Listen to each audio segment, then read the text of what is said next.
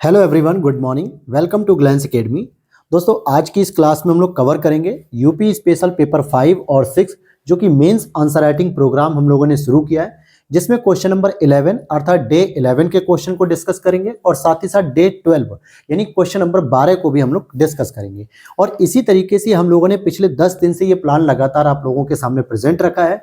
Videos पे बहुत अच्छा प्यार आप लोग दे रहे हैं। वीडियो जिसको पसंद आ रही है वो तुरंत चैनल को सब्सक्राइब भी कर रहा है। साथ ही साथ बहुत सारे लोगों ने इसको सपोर्ट किया, ये हमारे लिए बहुत अच्छी बात है। और जितने लोग भी यहाँ पे आंसर राइटिंग को कर रहे हैं उनमें काफी अच्छा सुधार देखने को मिल रहा है कि उन्होंने जो पहला आंसर लिखा और अब जो है कि यूपी स्पेशल का आंसर लिख रहे हैं, तो काफी इंप्रूवमेंट देखने को मिल रहा है। क्योंकि आपको भी पता है कि अगर मेंस को क्वालिफाई करना है तो कहीं ना कहीं आपको ऑप्शनल के सब्जेक्ट पे ज्यादा काम करना है। हालांकि ऑप्शनल नहीं है, लेकिन यूपी के ही आपके 2 पेपर हैं जिसमें 400 नंबर का वेटेज है, तो ये बहुत बड़ा एक गेम चेंजर होता है। इसीलिए पेपर नंबर 5 और 6 की हम लोगों ने सबसे पहले आंसर राइटिंग शुरू किया है। क्वेश्चन की बात करते हैं कि क्वेश्चन आपके सामने जो लिखा हुआ है 125 शब्दों में लिखा है। प्रश्न क्या करना है कि 125 शब्दों में महिला सशक्तिकरण के संबंध में सरकारी प्रयासों की विशेषताओं को समझाते हुए उनकी चुनौतियों को लिखना है। तो क्वेश्चन के अगर आप फॉर्मेशन को देखोगे तो क्वेश्चन में 2 या 3 पार्ट दिख रहे हैं। सबसे पहला काम आपको करना होता है, जो मैं पिछले कई क्लासों से बता रहा हूं आपको। पहला काम क्या है कि सबसे पहले प्रश्न को समझो और प्रश्न को पढ़ो और उसके बाद उसमें ये देखो कि कितने सेक्शन आपसे पूछे जा रहे हैं क्वेश्चन के। अगर आपने ये जो पहलू है, ये जो आयाम है, डायमेंशन है, अगर ये आपने ब्रेक डाउन कर लिया प्रश्न का, तो ये समझ लो कि प्रश्न को लिखना बहुत आसान हो जाता है। सबसे पहली बात हो रही है कि ये महिला सशक्तिकरण प्रोग्राम के बारे में है। तो सबसे पहले आपको क्या करना होगा कि महिला सशक्तिकरण के बारे में आप बता सकते हो 1 से 2 लाइन, 3 लाइन में, या फिर आप इसको भूमिका में भी लिख सकते हो। क्लियर। दूसरा कह रहा है कि महिला सशक्तिकरण को बढ़ावा देने के लिए या इसके संबंध में जो सरकारी प्रयास किए जा रहे हैं उनकी विशेषताओं को समझाइए।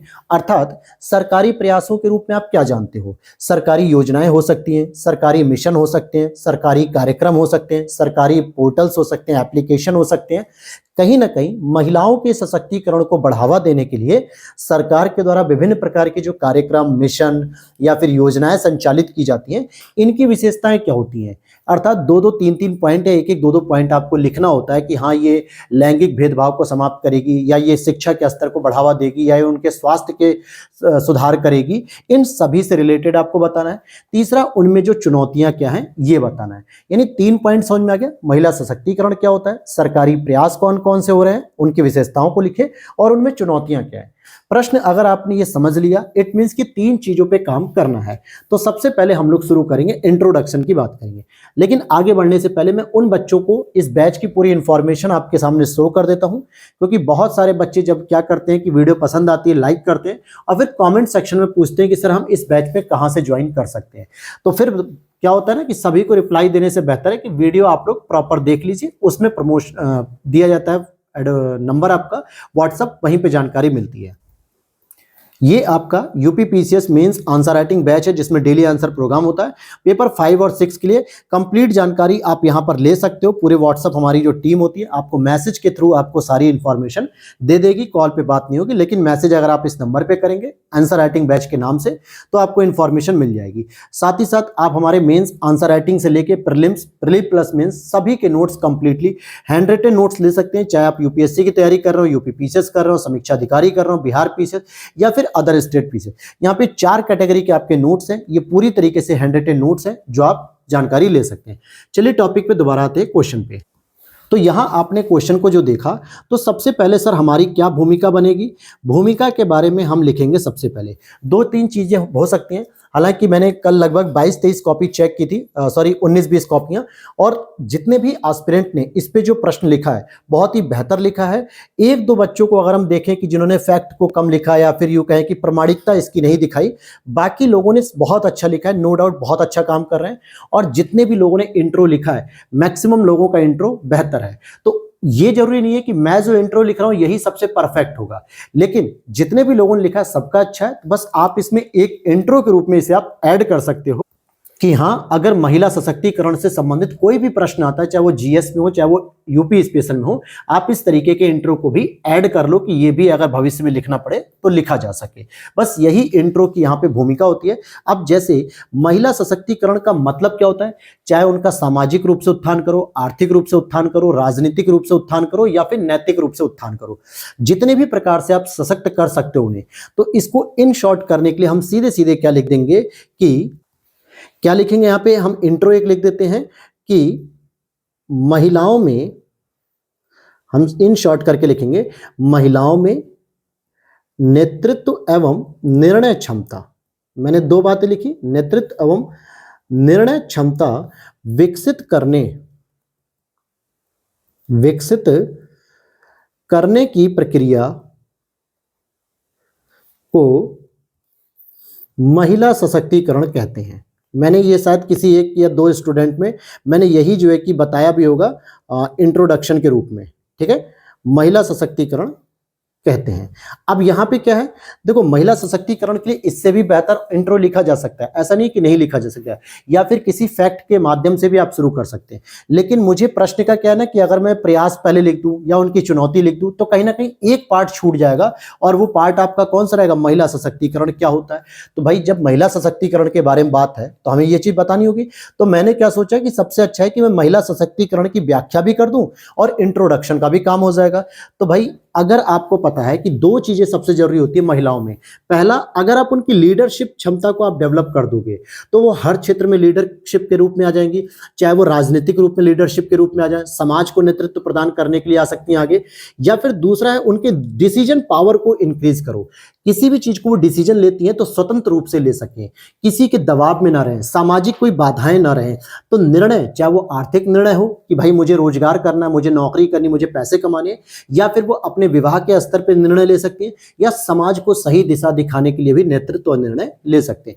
तो ये दो मास्टर वर्ड यूज करके हम इंट्रो लिख सकते हैं कि इनको विकसित करने के लिए जो भी प्रक्रिया अपनाई जाती है, एज लाइक सरकारी प्रयास, सरकारी कार्यक्रम, या जिस भी प्रकार की प्रक्रिया अपनाओगे वो सभी महिला सशक्तिकरण कहलाएगा। तो यहां तक आपने समझा कि कितना शॉर्ट लैंग्वेज में मैंने इसको इंट्रो लिख दिया, क्योंकि मेरे सामने एक बाध्यता है कि मुझे ये प्रश्न लिखना है 125 शब्दों में, और जब 125 शब्दों में लिखना है तो हम कोशिश करते हैं कि 2 से ढाई 3 लाइनों में इंट्रो हो जाना चाहिए। तो भाई ये हो गया इंट्रो की महिलाओं के नेतृत्व एवं निर्णय क्षमता विकसित करने की प्रक्रिया को महिला सशक्तिकरण कहते हैं। तो ये भी सही है, अदरवाइज जितने लोगों ने लिखा है वो भी सही है। अब दूसरे पॉइंट पे आते हैं सर कि सरकारी प्रयासों की विशेषताएं। तो सरकारी प्रयासों का मतलब हो गया कि जो जो योजनाएं चलाई जा रही हैं महिलाओं के लिए उन्हें आपको मेंशन करना है।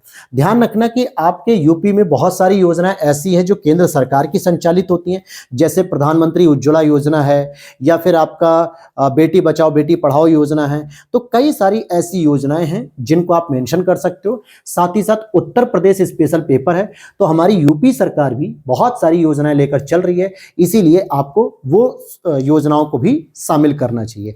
अगर मैं बात करूं एक एक योजना की, अब जैसे मैं क्या करता हूं कि यहां पे लिख देता हूं, एक हेडिंग लिख देता हूं कि सरकारी प्रयास, ठीक है, सरकारी प्रयास या फिर प्रयासों की विशेषताएं।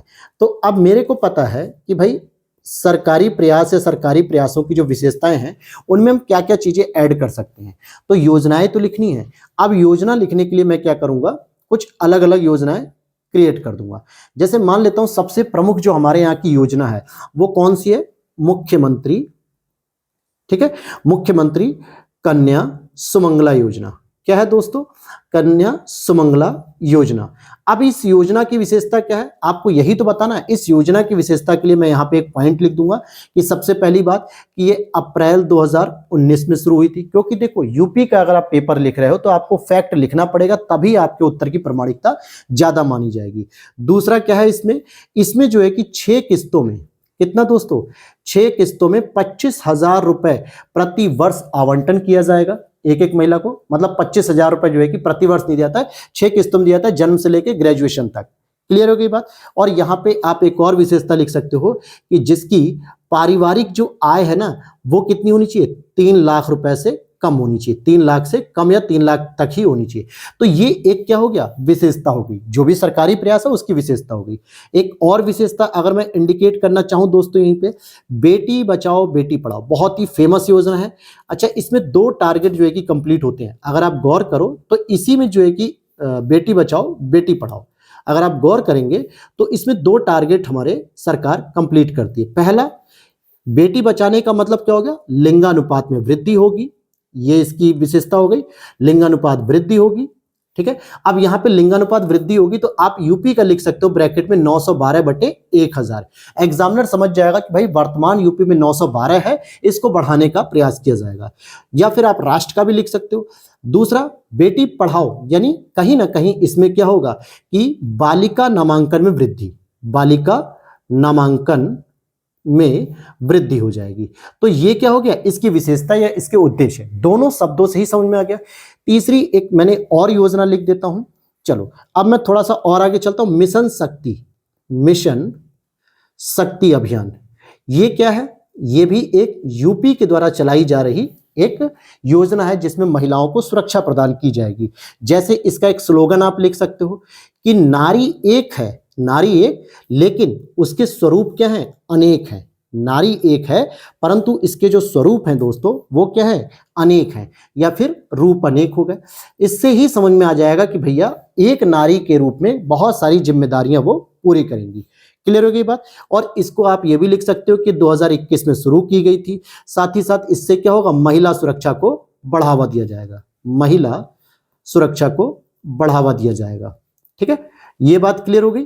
तो इस तरीके से प्रश्न को डिजाइन किया गया था कि आपको योजना के संबंध में यानी कि जो प्रयास हैं उनकी विशेषताएं आपको बतानी है।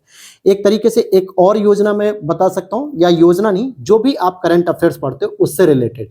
जैसे मान लेते हैं कि हम यहाँ पे इन शॉर्ट लिख देते हैं कि पीएम यानी प्रधानमंत्री उज्ज्वला योजना, प्रधानमंत्री उज्ज्वला योजना, इसकी शुरुआत कब हुई तो आपको पता होना चाहिए दोस्तों कि मई 2016 में बलिया से शुरू की गई थी। इसको यानी यूपी से कनेक्टेड कर सकते हैं, बलिया से प्रारंभ हुई थी। ये राइटिंग पे मत जाइएगा, बस आप सुनते रहिए ध्यान से, वही चीज। इससे क्या होगा कि स्वास्थ्य में वृद्धि होगी। भाई जो महिलाएं, क्योंकि मोदी जी के आपने भाषण अगर सुना होगा तो उन्होंने कई बार कहा है कि जो महिलाएं चूल्हे के आगे बैठ के भोजन बनाती, जिनके शरीर में धुएं जाते हैं जो कि एक प्रदूषण के रूप में है, तो उससे उनका स्वास्थ्य खराब होता है। तो इस योजना के माध्यम से स्वास्थ्य में वृद्धि की गई है।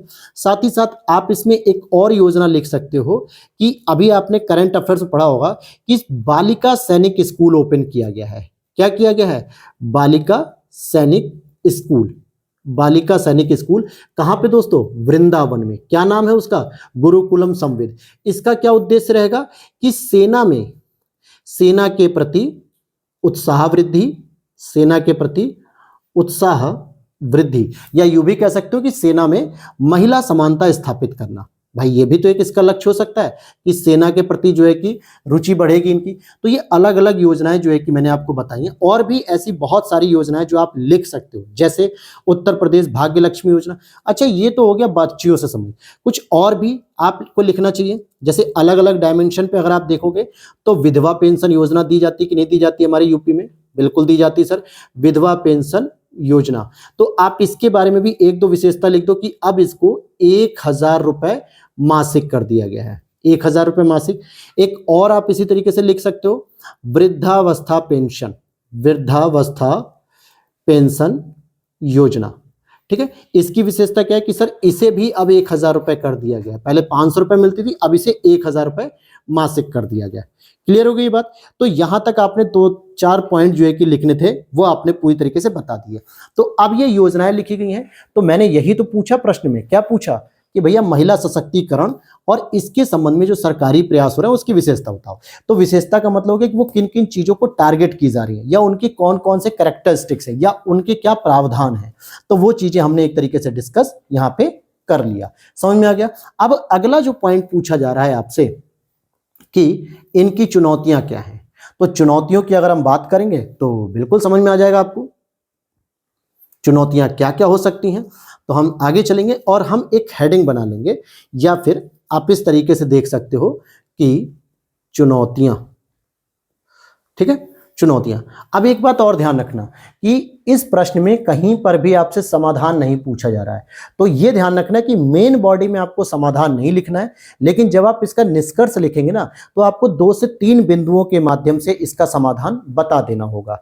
ऐसा इसलिए क्योंकि अगर आप चुनौतियों पे ही छोड़ दोगे प्रश्न, क्योंकि कुछ पॉइंट ऐसे होते हैं जहां पे आपको हिडन कर दिया जाता है, एग्जामिनर आपके दिमाग के साथ खेलना चाहता है हिडन करके। अच्छा ये बताइए, आप कब अच्छे एक ब्यूरोक्रेट्स कहलाएंगे? जब आपके सामने एग्जामिनर ने पूछा कि सर मुझे चुनौतियां बताइए, तो केवल आप चुनौतियां बता के निकल आओगे, या चुनौतियों के साथ आप कहोगे सर मैं आपको समाधान भी बताता हूं, क्योंकि एज अ ब्यूरोक्रेट मुझे समस्याओं से नहीं इंट्रोड्यूस होना है, मुझे समस्याओं के समाधान को बताना है। क्योंकि समस्याएं बताने के लिए तो पान की दुकान पर बैठा व्यक्ति भी बता देगा, लेकिन समाधान बताने के लिए ब्यूरोक्रेट्स की जिम्मेदारी बनती है। और आप एक ब्यूरोक्रेट्स बनने वाले हैं, तो यानी आपको कंक्लूजन में 2-3 लाइन में जो आप कंक्लूजन लिखते हैं उसको भविष्यगामी सुधारात्मक होते हुए कुछ समाधान बता के छोड़ देना है।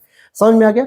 एग्जामिनर ने नहीं पूछा समाधान तो आपको मेन बॉडी में नहीं लिखना है कि पूरा डिटेल से 10-12 समाधान लिख दिए, नहीं, ये प्रश्न की डिमांड ही नहीं है। लेकिन as a aspirant, as a bureaucrats आपको क्या करना है, आंसर को कंक्लूड करते समय आपको 2-3 पॉइंट समाधान के तौर पे लिख देना है। तो पहले चुनौतियों के बारे में देख लेते हैं।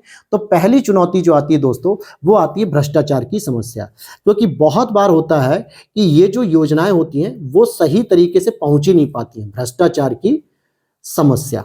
ठीक है, कई बार होता है जो विधवा पेंशन होती है, वृद्धावस्था पेंशन होती है, जो गांव के पटवारी होते हैं, जो गांव के सचिव होते हैं, बहुत सारे लोग जो इनको कंप्लीट करने के लिए साइन करना होता है, विकास भवन में जमा करना होता है, इसी की अंतर्गत बहुत सारे लोग जो है कि लूप हॉल्स के रूप में पैसा खा जाते हैं इनका। क्लियर हो गया? ये भी चीज हो गई। या फिर कन्या सुमंगला योजना जो है उसमें जो 6 किस्तों में पैसा आता है, इसमें भी कहीं ना कहीं फॉर्म भरने से लेकर पूरी प्रक्रिया में नामांकन कराने के लिए, लाभार्थी बनने के लिए बहुत सारा पैसा खर्च हो जाता है। तो भ्रष्टाचार की समस्या होगी। दूसरा, आप देखोगे कि कल्याणकारी जो योजनाएं होती हैं दोस्तों, कल्याणकारी योजनाओं का नेचर क्या होता है, कहीं ना कहीं वो आपके कल्याण के लिए क्या होता है, कोष की आवश्यकता पड़ती है, यानी कि उसमें पैसा खर्च किया जाए। ये जितनी भी योजना है आप देखो, मुख्यमंत्री कन्या सुमंगला योजना में क्या दिया जा रहा है, पैसा दिया जा रहा है। बेटी बचाओ बेटी अभियान योजना में भी क्या होगा, कुछ ना कुछ पैसे होंगे। फिर इसी तरीके से अगर आप आगे देखोगे कि पीएम उज्ज्वला योजना में क्या है, आपको मुफ्त सिलेंडर दिए गए, डीबीटी दिया गया जो है कि, फिर इसके बाद विधवा पेंशन और वृद्धावस्था। तो कहीं ना कहीं इसका जो नेचर होता है वो राजकोष पे एक दबाव देता है। इसका मतलब है कि आप इसको इस तरीके से लिख सकते हो कि पर्याप्त कोष का अभाव, बहुत ज्यादा जो है कि हमारे पास पैसे नहीं है कि हम सबको कल्याणकारी योजनाएं संपन्न करा सके या उपलब्ध करा सके। दूसरा और तीसरा, आप यहाँ पे एक बात लिख सकते हो कि बिचौलियों की उपस्थिति, बिचौलियों की उपस्थिति। ठीक है, आज वही मैंने बताया ना कि बहुत सारी योजनाओं को लागू कर, मतलब लक्षित वर्ग तक पहुंचाने के लिए बिचौलिए बहुत सारे हैं। साथ ही साथ अगर आप एक और पॉइंट लिखना चाहोगे, वो क्या लिखोगे कि प्रशासनिक उदासीनता। ठीक है, प्रशासनिक उदासीनता। कई बार होता है कि अधिकारी भी नहीं करना चाहते हैं, लाल फीताशाही कहीं जो है कि जामा पहनाते रहते हैं कि कल आना, परसों आना, तरसों आना, आज साहब नहीं है, आज डीएम साहब नहीं है, आज ये नहीं है, बहुत सारे फलाना फलाना चीजें। प्लस एक और समस्या है जागरूकता का अभाव। जागरूकता का अभाव यानी आप लिख सकते हो कि सूचनाओं की जानकारी नहीं मिलती या योजनाओं के बारे में जानकारी नहीं मिलती है। कितने लोग हैं जिनको ये पता होता है कि भाई हमारे लिए सरकार जो है कि इस तरीके की योजनाएं चला रही है कि बालिका विद्यालय हो गया, पीएम उज्ज्वला हो गया, मिशन शक्ति हो गया, या फिर बेटी बचाओ, मुख्यमंत्री कन्या, बहुत सारी योजनाओं से लोग परिचित ही नहीं होते। इसीलिए सरकार को एक बहुत बड़ा अपना पैसा एडवर्टाइजमेंट पे खर्च करना पड़ता है। समझ में आ गया?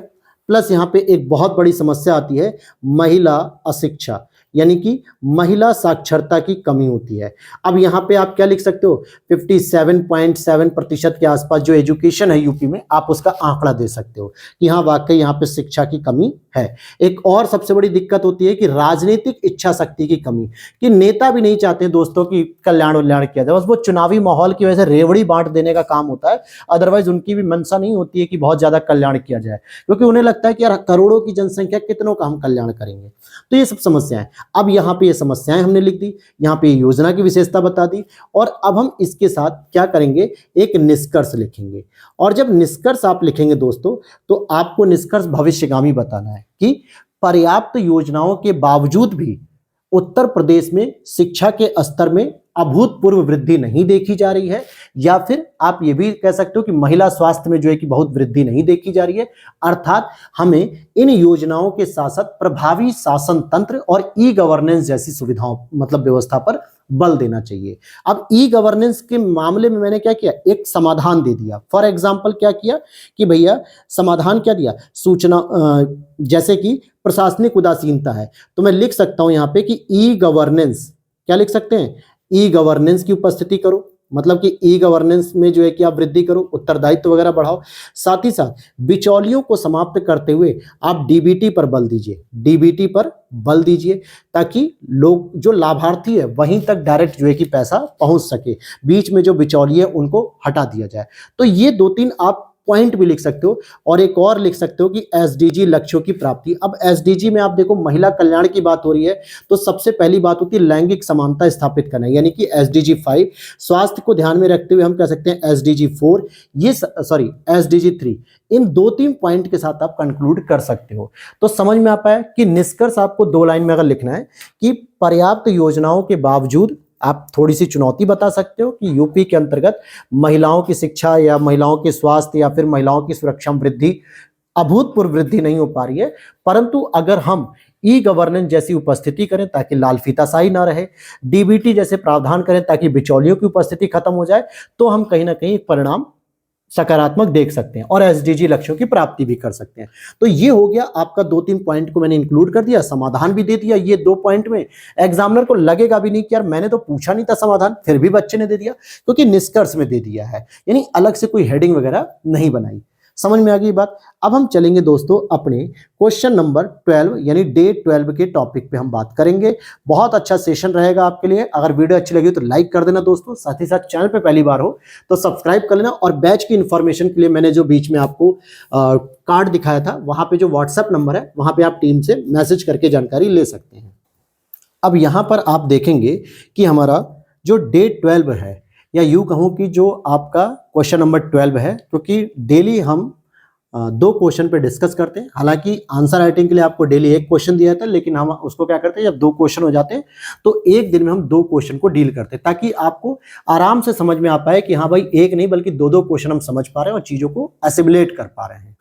अब इस क्वेश्चन को अगर आप फिर से देखेंगे, क्योंकि आपको पता होना चाहिए कि आपका जो जीएस पेपर 6 है उसमें यूनिट नंबर 4 कल्याणकारी योजनाओं से ही संबंधित है, जिसमें कल्याणकारी योजना, नियोजित विकास, मानव संसाधन, कौशल विकास, ये सभी चीजों से संबंधित है। तो कल्याणकारी योजनाओं पे हमने क्या किया, 2 क्वेश्चन लिए, एक महिला ओरिएंटेड ले लिया और एक समग्र रूप में लिया है कि उत्तर प्रदेश की कल्याणकारी योजनाओं की एक संक्षिप्त व्याख्या करें और प्रदेश के विकास में उसकी महत्ता बताएं। अब ध्यान देना, यहाँ पे जितने भी एस्पिरेंट ने जो है कि आंसर लिखे बहुत अच्छे लिखे, लेकिन 1-2 एस्पिरेंट के आंसर अच्छे नहीं थे, जिसको मैंने कॉमेंट भी किया। जैसे 1-2 एस्पिरेंट का मैंने देखा कि वो लोग क्या कर रहे हैं, महत्ता के नाम पे ये नहीं बता रहे कि उससे क्या उपलब्धि हासिल होगी, लेकिन उसमें रैंकिंग बता रहे हैं कि यूपी की ये रैंक है, यूपी की वो रैंक है। रैंक बताना अच्छी बात है, परंतु महत्व को आपको बताना होगा कि उससे हम किस क्षेत्र में परिणामी लक्ष्य हासिल कर रहे हैं या उससे हम किस क्षेत्र में परिवर्तन ला रहे हैं। तो इस चीज को बताना जरूरी है क्वेश्चन की डिमांड के अकॉर्डिंग। ठीक है, रैंक बता रहे हो अच्छी बात है, लेकिन उसमें 1-2 पॉइंट और ऐड करने आपको चाहिए। अब जैसे अगर मैं बात करूं कि प्रश्न की फिर वही डिमांड होगी, भैया कल्याणकारी योजनाओं की संक्षिप्त व्याख्या, पहला पॉइंट हो गया। दूसरा, प्रदेश के विकास में इसकी महत्ता, दूसरा हो गया। और तीसरा एक जो पॉइंट है वो ये है कि कल्याणकारी योजनाएं क्या होती हैं, क्योंकि भाई हम कल्याणकारी योजनाओं पे बल दे रहे हैं तो कल्याणकारी योजनाओं के बारे में भी पता होना चाहिए। तो चलिए शुरू कर लेते हैं अपने क्वेश्चन का तांडव, और हमारा ये तांडव जो है कि भूमिका से शुरू होगा। हम क्या लिखेंगे, सबकी अच्छी भूमिका है नो डाउट, क्योंकि कोई भी परफेक्ट आंसर नहीं लिख सकता, लेकिन बेस्ट लिखने की कोशिश करेगा। अभी कल ही मैं देख रहा था यूट्यूब की किसी एक वीडियो के नीचे कमेंट था कि वो हमारे पेड मेंबर हैं, पेड मेंबर मींस कि उन्होंने टेस्ट सीरीज का बैच ज्वाइन कर रखा है, लेकिन उनका कमेंट क्या है कि सर मैंने अभी तक एक भी आंसर नहीं लिखा। क्यों? क्योंकि मैं जब भी लिखने का प्रयास कर रहा हूं परफेक्शन की कोशिश कर रहा हूं कि मैं पहले ही आंसर को बहुत परफेक्ट लिख दूं, और शायद ये बहुत बड़ी मिस्टेक है। ऐसे में हजारों बच्चे होते हैं कि जो पहले क्वेश्चन का आंसर सोचते हैं बहुत परफेक्ट लिख दूं, जबकि मेंस आंसर राइटिंग में परफेक्ट नाम का कोई आंसर होता ही नहीं है, ना ही इसकी कोई डेफिनेशन होती है। आपने जिस दिन पहला आंसर लिख दिया वही समझो सबसे बेस्ट परफेक्ट है। क्यों? क्योंकि जब तक लिखोगे नहीं तब तक उसमें सुधार की कोई संभावना नहीं होगी। तो जो भी पहला आंसर लिखते हो दोस्तों उसको फ्रेम करा के रख लिया करो, ताकि जब 100, 150, 200 क्वेश्चन लिख चुके हो ना तो पहले क्वेश्चन को देख के रोज हंसने की कोशिश करो कि यार मैं ऐसा लिखता था क्वेश्चन, मतलब जिसमें वाहियात से वाहियात चीजें भरी गई हैं। लेकिन पहला क्वेश्चन, कहते हैं ना कि जब सीढ़ी पे चढ़ने के लिए आपको पहला कदम बढ़ाना ही पड़ेगा। बच्चा जब दौड़ने की शुरुआत करता है तो पहला कदम बढ़ाता है, तो ठीक वैसे ही आंसर राइटिंग में भी आपको पहला कदम यानी पहला आंसर लिखना पड़ेगा। चाहे गलत लिखो चाहे सही लिखो, कुछ भी लिखो, लेकिन 150 शब्दों को लिखो, एक पेज भरो बिना देखे। ये सबसे बड़ी चुनौती है। तो ये मत सोचो यार कि परफेक्शन के चक्कर में सर हम लिख नहीं पा रहे, ये गलती मत करो। परफेक्ट बाद में हो जाओगे, प्रैक्टिस से परफेक्ट बनते हैं, पहले दिन से नहीं बनते हैं। ठीक है, ये चीज समझो। अब यहाँ पे इंट्रो के बारे में अगर हम बात करें सर, तो कल्याणकारी योजनाएं क्या होती हैं? समाज का आर्थिक विकास करना, या फिर जो है कि लोगों का आर्थिक विकास करना, सामाजिक विकास करना, राजनीतिक विकास करना, यही तो कल्याणकारी योजनाओं का उद्देश्य होता है। तो इसे हम थोड़ा स्टैंडर्ड भाषा के साथ अगर लिखने का प्रयास करें तो हम इसे लिख सकते हैं कि समावेशी विकास। भाई समावेशी विकास का मतलब क्या हो गया? जो भी वंचित लोग हैं हम उनको टारगेट कर रहे हैं, उनको मतलब कि सुविधाएं प्रदान कर रहे हैं। समावेशी विकास एवं सामाजिक न्याय, क्या लिखा है? सामाजिक न्याय की प्राप्ति में, सामाजिक न्याय की प्राप्ति के साथ साथ कल्याणकारी, क्या है? कल्याणकारी राज्य की स्थापना में सहायक होती है, राज्य की स्थापना में सहायक होती हैं। क्या होती है? कल्याणकारी योजनाएं सहायक होती हैं। कैसे? क्योंकि भैया समावेशी विकास का मतलब ही हो गया कि गरीबों का विकास करना, वंचितों का विकास करना, ठीक है, इंक्लूसिव डेवलपमेंट जिसमें मुख्य धारा में जोड़ना, ये हो गया समावेशी विकास। साथ ही साथ सोशल जस्टिस यानी सामाजिक न्याय की उपलब्धता कराना ही साथ ही साथ आपको क्या करना है? कल्याणकारी राज्य की स्थापना में सहायता होती है। एक और इसी में अगर आप पॉइंट ऐड करना चाहो तो यहां पे लिख सकते हो कि डीपीएसपी, इसे इन शॉर्ट नहीं लिखना है, इसे पूरा लिखना, राज्य के नीति एसक तत्वों के लक्ष्यों की प्राप्ति में सहायक। भाई लक्ष्यों की प्राप्ति में सहायक, ठीक है, इस तरीके से भी लिख सकते हो आप। या फिर आप ऐसे भी लिख सकते हो एक और इंट्रो कि संविधान के प्रमुख उद्देश्य और लक्ष्यों के लिए डीपीएसपी की प्राप्ति हेतु कल्याणकारी योजनाएं आवश्यक हैं। तो संविधान के उद्देश्य और लक्ष्य क्या है? मुख्य रूप से किसमें प्रस्तावित होते हैं? या तो प्रस्तावना में या तो डीपीएसपी में। और डीपीएसपी कैसा होता है? सामाजिक और आर्थिक कल्याणकारी राज्य बनाने के लिए। तो उनके लक्ष्यों की प्राप्ति के लिए भी कल्याणकारी योजनाएं महत्वपूर्ण हो जाती हैं। तो ये तो हो गया आपका इंट्रो। हालांकि इससे भी अच्छे अच्छे इंट्रो आप लोगों ने लिखे, बहुत अच्छे थे, मैंने देखा, बहुत प्रसन्न हुआ। लेकिन वही है ना कि अब अगर मैं उन्हीं इंट्रो को देख के आपको यहाँ पे लिख के दिखा दूं तो फिर उसमें कोई खास परिवर्तन नहीं होगा। तो यहाँ पे थोड़ा सा अलग करना जरूरी है। हालांकि सभी के इंट्रो अच्छे हैं। अब बात करते हैं यहाँ पे प्रश्न की। प्रश्न क्या करें? कल्याणकारी योजनाओं की संक्षिप्त व्याख्या। अब आपके दिमाग में आना चाहिए, एक मिनट, आपके दिमाग में आना चाहिए कि सर कल्याणकारी योजनाएं तो बहुत सारी होती हैं, हम किसको लिखें? तो लिखने से पहले आप अपने दिमाग में ही रखो कि हम किसका किसका कल्याण कर रहे हैं। वंचितों का कर रहे हैं, बुजुर्गों का कर रहे हैं, बच्चों का कर रहे हैं, महिलाओं का कर रहे हैं। तो कोशिश करो कि हम हर वर्ग से संबंधित लिख दें। जैसे महिला वर्ग के उत्थान के लिए हम जितनी भी कल्याणकारी योजना जानते हैं तो 2 से 3 लिख दो, चाहे वो शिक्षा से संबंधित हो, स्वास्थ्य से संबंधित हो, लैंगिक समानता से संबंधित हो, ऐसे करके लिख सकते हो। इसी तरीके से बुजुर्गों से संबंधित आप वृद्धावस्था पेंशन लिख सकते हो, या फिर उनके जो है कि जो भी पेंशन वगैरह और अलग अलग होती है, स्वास्थ्य से होती है, जन आरोग्य से हो गया, ये सब लिख सकते हो। या फिर आप इसी तरीके से दिव्यांग बच्चों के लिए भी लिख सकते हो, दिव्यांगता से रिलेटेड जो भी यूपी में योजनाएं चल रही हैं, ऐसे करके आप लिख सकते हो। और संक्षिप्त व्याख्या का मतलब है कि उसमें 1 से 2 बिंदु आप ऐड ऑन करते चलो। एक तो ये तरीका है, या फिर आप सेक्टर वाइज भी कर सकते हो, ठीक है। तो अब हम चलते हैं कल्याणकारी योजनाओं की बात कर लेते हैं। देखो ये टॉपिक इंपॉर्टेंट है, यहां से हर साल, मतलब जब से मेंस हो रहा है ना 2018 से, तब से यहां से एक ना एक प्रश्न जरूर आ जाता है। और अब तो जो है कि यूपी स्पेशल के मेंस पेपर में ही रख दिया गया है, तो नो डाउट क्वेश्चन तो आएगा ही आएगा, ठीक है। अब यहां पे क्या बात आती है कि सर हम पहले सबसे पहले लिखेंगे एक योजना, लिखेंगे किसके लिए? कृषि से संबंधित। चलो हमने देख लिया कृषि। अब कृषि से संबंधित क्यों लिख रहे हैं? क्योंकि किसान क्या है दोस्तों, किसान आज भी जो है कि वंचित वर्ग की श्रेणी में आता है, क्योंकि उसे भी सबसे अधिक कल्याणकारी योजनाओं की जरूरत है। तो हम यहाँ पे लिख सकते हैं। अब जैसे हमने एक पॉइंट लिख दिया कि मुख्यमंत्री कृषक दुर्घटना कल्याण योजना जो 2020 में हुई थी, जिसमें हम कृषक की मृत्यु पे 5 लाख रुपए देंगे, या फिर आत्मनिर्भर कृषक समन्वित विकास योजना जिससे किसानों की आय में वृद्धि हो सकती है। तो एक तो ये हो गया कल्याणकारी योजना। दूसरा हम दिव्यांगों के लिए लिख सकते हैं दोस्तों। किसके लिए? क्योंकि दिव्यांग भी तो इसमें शामिल होते हैं। क्योंकि मैंने देखा जिन बच्चों ने आंसर लिखे थे लगभग सभी लोगों ने दिव्यांग वाले वर्ग को छोड़ रखा था, क्योंकि दिव्यांग वर्ग जो है कि एक अलग से एक ऐसा वर्ग हो गया है जिसको बहुत ज्यादा जरूरी है कि सामाजिक न्याय में शामिल करते हुए मुख्य धारा में जोड़ा जाए। ठीक है, दिव्यांगों के लिए आप लिख सकते हो जैसे दिव्यांग कुष्ठावस्था, जो कुष्ठ की अवस्था होती है उससे पेंशन योजना दे रहे हैं, या फिर और भी जो भारत सरकार की जो सुगम्य भारत योजना करके चलती है। सुगम्य मतलब कि ऐसे ऐसे क्षेत्र जहां पे दिव्यांग नहीं जा सकते हैं उनके लिए भी सुविधाएं देना। तो ये कल्याणकारी योजना है, क्योंकि बहुत सारी कल्याणकारी योजनाएं क्या हैं, केंद्र सरकार की राज्यों में भी लागू होती हैं। इसी तरीके से आप वृद्धावस्था से संबंधित आप बता सकते हो। अब वृद्धावस्था में आप विधवा नहीं लिख सकते, क्योंकि विधवा तो 30 साल की भी लेडीज हो सकती है, 40 साल की लेडीज भी हो सकती है। वृद्धावस्था का मतलब जो 60 साल से ऊपर हो चुका है। तो वृद्धावस्था के लिए जो सबसे अच्छी योजना मानी जाती है वो मानी जाती है पेंशन योजना। ठीक है, वृद्धावस्था पेंशन योजना चलाई जा रही यूपी में, जिसमें 1,000 रुपए प्रति महीने का दिया जाता है। एक तो ये तरीका है। फिर और क्या है, वर्ग को ध्यान में रख के आप महिला विकास के लिए लिख सकते हो, या फिर महिला एवं बाल विकास एक साथ कर लो। ठीक है, अब महिला विकास के लिए आपने तमाम योजनाएं अभी इससे पहले ही देखी, इससे पहले के क्वेश्चन में आप तमाम योजनाएं लिख सकते हो, चाहे वो मुख्यमंत्री कन्या सुमंगला योजना हो, या फिर जो है कि नारी शक्ति अभियान हो, महिला शक्ति अभियान करके हो, बेटी बचाओ बेटी पढ़ाओ हो, प्रधानमंत्री उज्ज्वला योजना, बहुत सारी योजनाएं, सब कुछ आपने अभी पढ़ा, आप उसे लिख सकते हो। बाल विकास से संबंधित भी आप इसमें लिख सकते हो, क्योंकि उत्तर प्रदेश भाग्य लक्ष्मी योजना लिख सकते हो, उसके बारे में बता सकते हो 2 लाख रुपए के हिसाब से। या फिर मुख्यमंत्री कन्या सुमंगला, इसमें भी कन्या मतलब बाल हो गया, बेटी बचाओ बेटी पढ़ाओ, तो ये सब भी लिख सकते हो। एक और सेक्शन आपके सामने आता है कि सर हम रोजगार से संबंधित कैसे छोड़ सकते हैं? बिल्कुल नहीं, रोजगार संबंधी भी योजना है भाई, बताओ यूपी में या केंद्र सरकार की। तो एक योजना आती है दोस्तों कौशल सतरंग। क्या आती है? कौशल सतरंग, जिसमें 7 प्रकार की योजनाओं का सम्मिलन करके उसे एक चलाया गया है कौशल सतरंग योजना।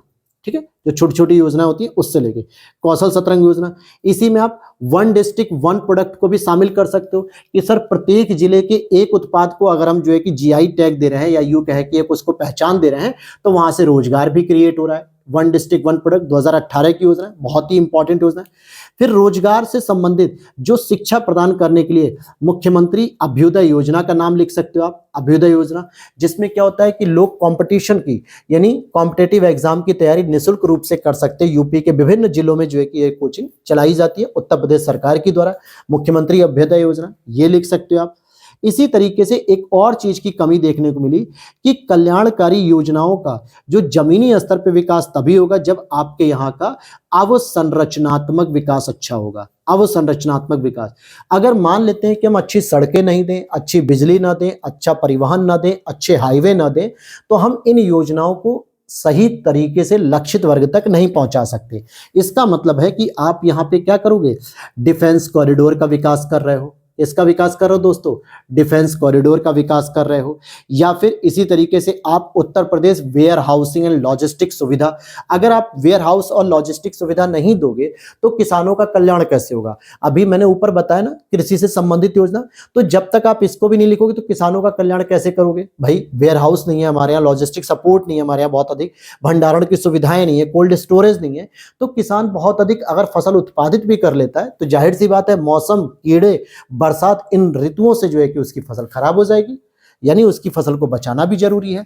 साथ ही साथ एससी एसटी वर्ग के लिए आप अलग से भी लिख सकते हो। एसटी एससी वर्ग के लिए जैसे राजकीय आश्रम पद्धति विद्यालयों का जो संचालन हो रहा है, या फिर आप एकलव्य मॉडल स्कूल जो चल रहे हैं, ये भी आप देख सकते हो। यूपी में अभी 16 मंडल में आवासीय विद्यालय, जो याद होगा आपने करंट अफेयर्स में पढ़ा होगा, 16 अटल आवासीय विद्यालय, ये स्पेशली एससी एसटी श्रमिकों के बच्चों के लिए था।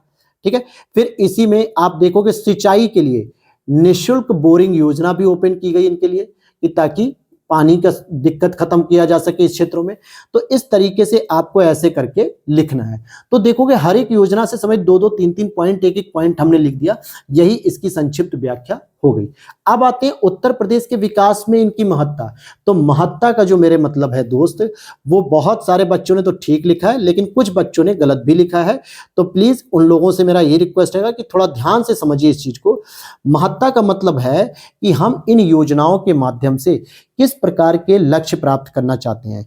जैसे मान लेते हैं कि हम इन योजनाओं के अगर महत्ता की बात करें, तो सबसे पहले हमने देखा कि गरीबी उन्मूलन, ठीक है। जैसे हमने क्या लिखा कि गरीबी उन्मूलन, भाई इनका उद्देश्य क्या है कल्याणकारी योजनाओं का, कि गरीबी उन्मूलन करें। अब यहां पे आपने लिख तो दिया, लेकिन महत्ता तभी मानी जाएगी जब आप लक्ष्य भी दिखाओगे, कुछ उपलब्धियां भी दिखाओगे, कुछ आंकड़े भी दिखाओगे। तो गरीबी उन्मूलन में सबसे अधिक इंपॉर्टेंट क्या आप लिख सकते हो कि उत्तर प्रदेश से 5 करोड़ गरीबी से बाहर निकले लोग। जो नीति आयोग की बहुआयामी रिपोर्ट आई थी, बहुआयामी गरीबी सूचकांक जो 2023 का था, तो इसको मेंशन कर सकते हो कि हाँ भाई सबसे अधिक जो गरीब लोग निकले वो यूपी से निकले। तो कहीं ना कहीं हम योजनाएं चला रहे हैं, तो उसका ये इंपॉर्टेंस हुआ ना कि हम गरीबी में उन्मूलन कर पा रहे हैं। पहली बात क्लियर होगी। दूसरा, अगर आपको लिखना है कि सर हमें जो है कि शिक्षा में दिखाना है कि शिक्षा एवं स्वास्थ्य में क्या बेनिफिट हमने दिखा पाए, तो बिल्कुल आपको लिखना पड़ेगा यहाँ पे शिक्षा स्वास्थ्य में क्या महत्ता है कि कहीं ना कहीं हमने शिक्षा स्वास्थ्य में नामांकन वृद्धि दर्ज की, जो लगभग 97% तक हो गई है प्राइमरी में।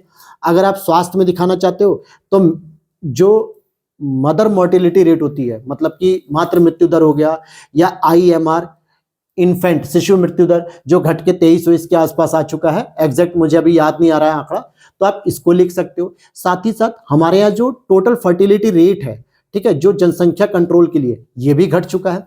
तो ये इनकी इंपॉर्टेंस है। लेकिन इंपॉर्टेंस में जब तक आप आंकड़ों को फिगर आउट नहीं करोगे ना, कि सरकार जो अपने इकोनॉमी सर्वे को क्यों प्रेजेंट करती है, इसीलिए तो प्रेजेंट करती है ना कि भाई जो हम मेहनत कर रहे हैं, योजनाएं चला रहे हैं, उससे जो है कि ये लाभांश मिल रहे हैं।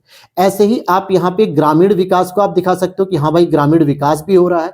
अब ग्रामीण विकास को दिखाने के साथ साथ किसानों की आय में वृद्धि हो रही है। साथ ही साथ 2024-25 के बजट में क्या किया, सरकार ने लगभग 25,409 करोड़ रुपए का आवंटन भी किया ग्रामीण विकास को, यानी और सशक्त किया जाएगा। इसी तरीके से आप और भी विभिन्न क्षेत्रों की उपलब्धियों को दर्शा सकते हैं, ठीक है। अब जैसे क्या दिखा सकते हैं आप, जैसे आप दिखा सकते हैं कि अर्थव्यवस्था की समृद्धि दर बढ़ाना।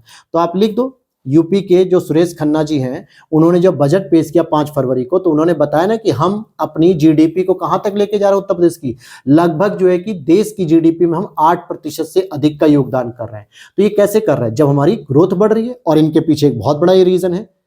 क्लियर हो गई बात। साथ ही साथ एक और पॉइंट लिख सकते हो कि पलायन की वृद्धि में रोकना, मतलब पलायन की प्रवृत्तियों को रोकने का प्रयास किया जा रहा है, बेरोजगारी गरीबी को दूर कर रहे हैं। तो ऐसी ऐसी चीजों को लिख सकते हैं, और SDG लक्ष्यों की प्राप्ति होगी। अब SDG में क्या है, 1 2 3 4 5 6 ऐसे करके कई सारे लिख दो। 1 में क्या है, नो पॉवर्टी, 2 में क्या है, 0 हंगर, 3rd में क्या है, गुड हेल्थ, 4 में क्या है, क्वालिटी एजुकेशन, 5 में क्या है, लैंगिक समानता। ऐसे करके आपको सारा का सारा लिख देना है। समझ में आ गई बात। तो ये आपका हो जाएगा महत्ता, इंपॉर्टेंस। अब देखो यहां पे कोई चुनौती तो पूछी नहीं गई है कि मैं समाधान भी प्रेजेंट करूं, नहीं पूछी गई है, लेकिन जहां चुनौती पूछी जाती है वहां पे हमें प्रेजेंट करना पड़ता है। तो उम्मीद करता हूं वीडियो अच्छी लगी होगी तो लाइक कर देना दोस्तों। और अगर आप भी हमारे इस पेड ग्रुप से जुड़ना चाहते हैं, डेली आंसर राइटिंग करना चाहते हैं फीडबैक के साथ, तो स्टार्टिंग में मैंने आपको जो है कि एक व्हाट्सएप नंबर दिखाया था, उस पर जाके मैसेज कर लेना, सारी इंफॉर्मेशन मिल जाएगी। जय हिंद, जय भारत।